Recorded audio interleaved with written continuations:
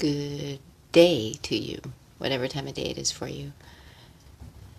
LJ here, and if you see that I'm here, and if you have a question of any sort about maybe how yoga can help, how meditation works, I don't know, some question in the realm of yoga and meditation, then I thought that could be interesting to let this be that time. So I'm going to give you a couple minutes to come on, see what happens, and we'll go from there. Because, yeah, I'm at kind of the fun,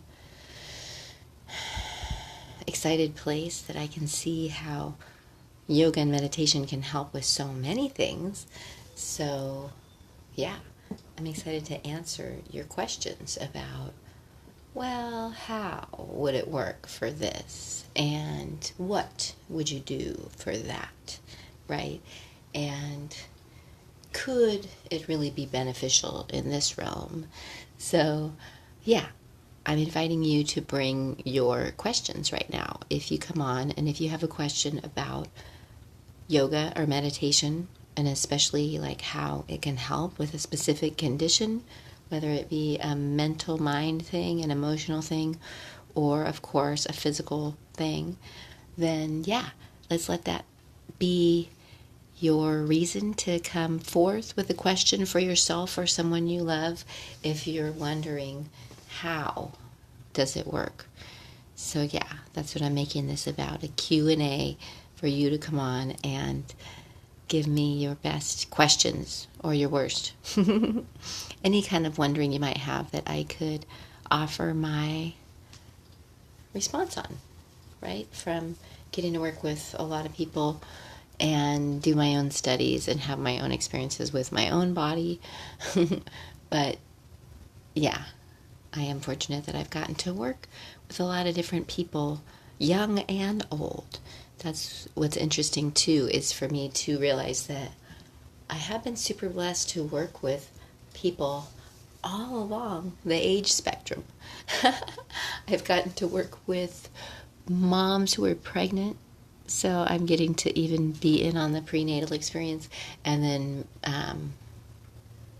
moms and toddlers, and then toddlers and preschoolers and school-age kids and teenagers and young adults and other adults and even older adults, up to my oldest client now who was 96, Clyde. He's actually one of my most famous clients because he had actually the most dramatic changes.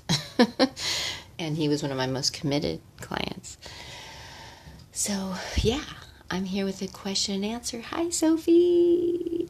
And, you know, someone like Sophie, who so teaches us about creative flow and inspiration and, I would say, spiritual connection, and really the energy of all that, the power of all that, the magic of all that. Yeah, maybe I could even let Sophie being here inspire me to share how I see yoga and meditation can help with those things, right?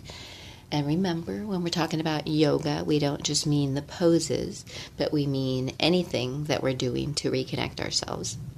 And meditation really being a mode that we can get in, a way that we can be with ourselves in our moments, and some of the psychology that can go with both of those. So with things like creativity and inspiration and spiritual connection, like I see someone like Sophie bringing so much,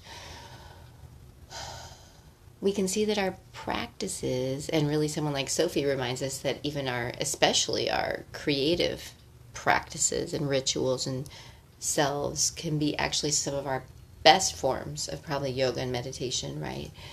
And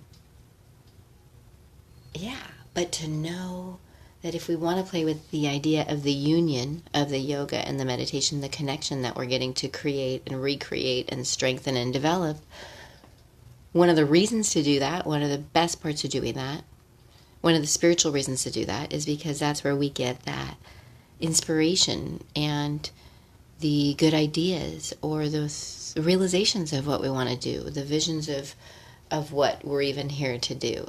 So it's a lot through our practices and our lifestyle with yoga and meditation, and our work with it all is energy and the tuning into ourselves, and even the more divine parts of ourselves we get to do with yoga and meditation can be the best way to feed and foster our creativity and our inspiration and our spiritual connection, because we can realize that we're doing all of that with anything we might call yoga.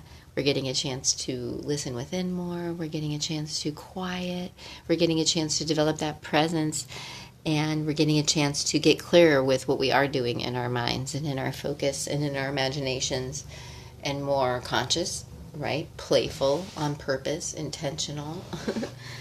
And yeah, the physiology of what we get to shift and change with our use of the yoga tools of many sorts to get ourselves to that even more tuned in place, so that we can free ourselves up even of old stuck energy and whatever may be holding us back, stuff from the past, trauma we've stored from our past about even our creative selves. So yeah, that's just some of how our yoga life and our meditation stuff can help with those realms: creativity, inspiration, spiritual connection, right? And let's see, I'm looking to see if anyone else wants to come on with questions. I know it's always a big deal to come on live in the middle of the day. Well, maybe that's all today. Just a little snippet on one of the ways yoga, meditation help, and what we can do to use it. Yeah. So if you come on and you have a question about how yoga and meditation could help with something that's maybe going on for you or someone you love, then that's what this time is for. Yeah, and I'd like to do more of this. So if you get a question after seeing this, please message me and I'll come on with a video and answer it, okay? All right. Well, loving y'all. I'll let you go for now. Namaste.